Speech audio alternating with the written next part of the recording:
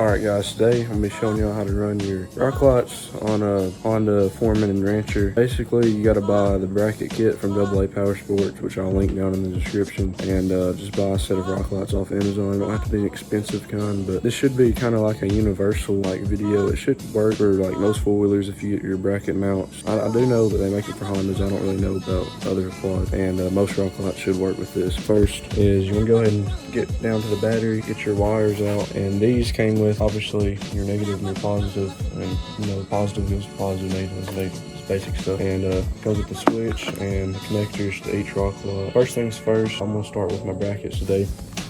So let me show you all my brackets. All right, so like I said, these brackets came from AA Power Sports. I'll link them. They're a little bit dirty right now because I've already put them on and basically used this Rocklight set before, but I'm redoing it to show y'all how I do it, and that way y'all know how to do it yourselves. So basically these mount onto your Rocklights like this. I've gotten one done to show y'all.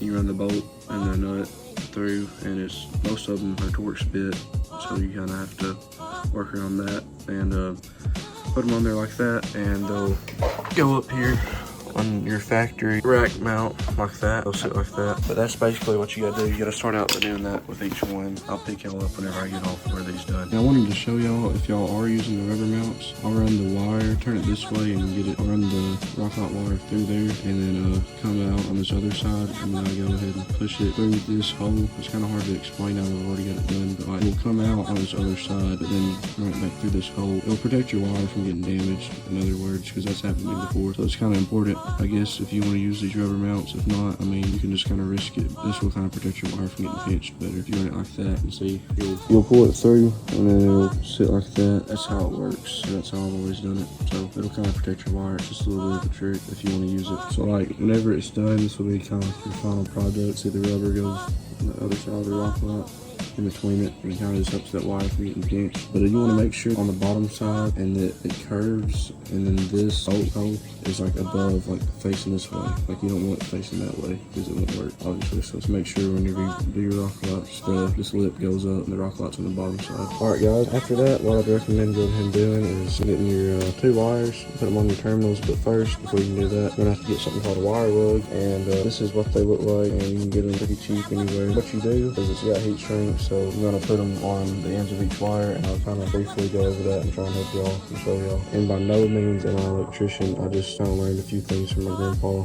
I'm hoping this can help y'all. Okay, so what you're gonna want to do, get you a pair of wire strippers, or whatever you want to call them, and you're gonna want to take the end of this wire, and this is already kind of marked right there. You're gonna put it where it fits, and just do that, and that's how easy the wire will come apart from the housing or whatever. You just do that on both sides, and then I'll just twist it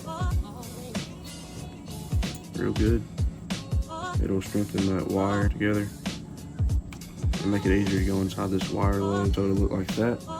And honestly, I'm a little bit long for my wire lug, so I'm gonna cut it about right there, like that. I'm gonna do the same with the positive, same deal. I'm gonna twist it and tighten it, just like that. And I'm gonna trim this one again about halfway or so. So that's how that looks to the wiring. Then you're gonna want to get either a heat gun or a lighter, and you're gonna want to go ahead and run this inside like that. It's kind of tricky to get it to go in there completely straight and right, but just run it inside like that. And then you're gonna want to take what you have to do, get your lighter and be real careful, and heat shrink this down.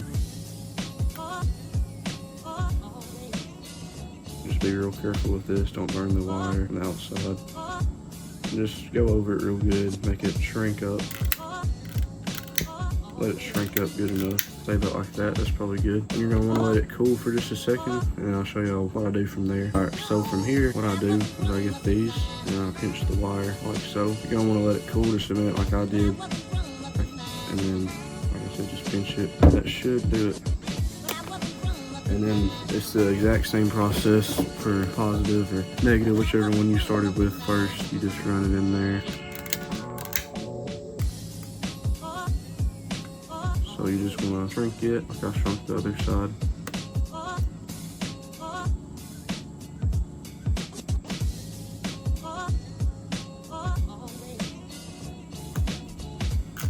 that. You're gonna let it cool, like I said, and then you're gonna wanna pinch it. Now you're gonna wanna pinch it. And then just like that, that's how you do the wire lugs. You have your negative and your positive all finished up. All right, and this part's pretty simple. You're just gonna disconnect your battery terminals. Just gonna undo them. Keep up with the little screws. There we go. Now, once both of those are off, you want to pull the metal back off of it like that. After that, you're going to want to take your positive, obviously run it to the positive and the negative to the negative. So I'd recommend you can put it, I guess it don't really matter if you put it on top or under it. I guess normally I put mine on top just so I can make sure the screw goes over. You put that on there like that, and I normally just go ahead and run that through the lug like that. Push that down on there like that. Then take your screwdriver and tighten it up. What I always make sure is that the lug's always kind of like off-centered. The screw's gonna cover up one corner of it real good, like how I've got it. If that makes any sense, if you can see what I'm doing. How that screws all over that one corner of it real good. Like that. And if you see, that screws down on that wire lug real good, because I kind of made sure one corner of the wire lug was more on the screw than the other, just to make sure it lined up real good. And you're just going to do the same with the negative side. So you'll put that negative terminal on there, put down the wire lug. Like I said, I normally take it and run the screw through there first. And then like so, and then you're just going to tighten it up. Okay, and from here I just like to go ahead and pick a wheel or a fender on that. Go ahead and pick a fender and just go ahead and take this mounting bolt out for your rack.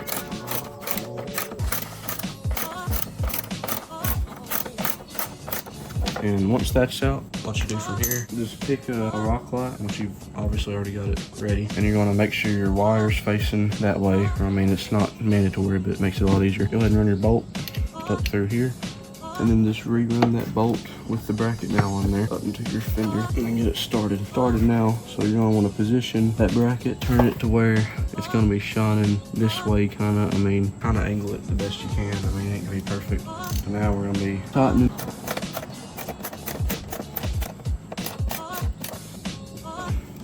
That right there should be good enough. It's now on there and mounted on, and your wire's right here facing this way, so it kind of works out good. So you're gonna want to do the same thing on each wheel, but I do want you to take into account on the driver rear or the left rear. You're gonna want to make sure, keep in mind of the exhaust, because if you don't, that wire, I've had this happen to me like once before. That's why I'm telling y'all. The wire off the Rocklight, if you don't tie it up far enough and keep with no slack in it, it'll come down and hit the exhaust and it'll burn it and short it, and I've had it blow a fuse and short the Rocklight and everything else, so that's one of the reasons why I'm having to redo this. That is my tip for y'all, so be careful on this side, but I'll show y'all how to do it without getting into that.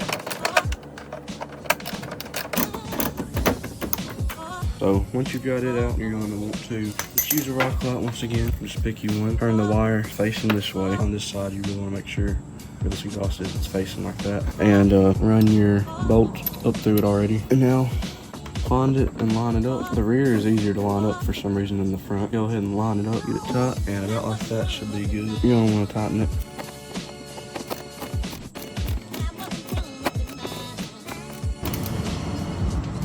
And then at that point, that should be pretty good. What I want you to do, I have a 2018 Honda Foreman 500. It's kind of hard for me to show y'all, but there's like this little slot back up in there, right? Hard for me to exactly show it. And then I come with my wire and find it.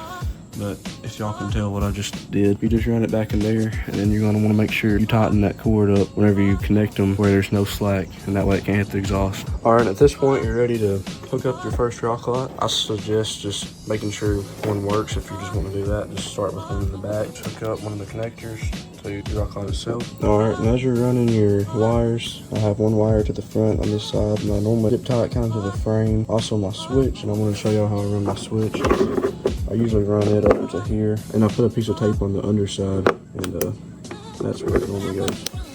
I'm gonna zip tie that tighter, and other than that, that's kind of the overview of how it goes, and I'm gonna keep updating y'all and show y'all whenever everything's done and the wires are put away. Okay, so at this point, you should be able to put on your switch. I gotta find some of my tape, and I'll just tape it like right there, normally out in the center. It looks pretty clean right there. And when you cut it on, you should have a Rocklight glowing. It's kind of hard to tell in the daytime, but I got a Rocklight working in each can tell here. So, yep, that's how it turns out. And look, I'm gonna update y'all in just a little bit whenever it gets dark, and I'm gonna show y'all just how bright it is and how it all looks. All right, guys, this is what they look like at night. I mean, honestly, they're pretty dang bright for some $30 Amazon Rocklights and mounts. So I hope my tutorial helped somebody, maybe helped all of y'all to a certain degree, and maybe y'all learned something, and y'all can comment anything else y'all want to add on. That's going to wrap it up for my video. Make sure to like, comment, and subscribe, and I'll catch y'all next one.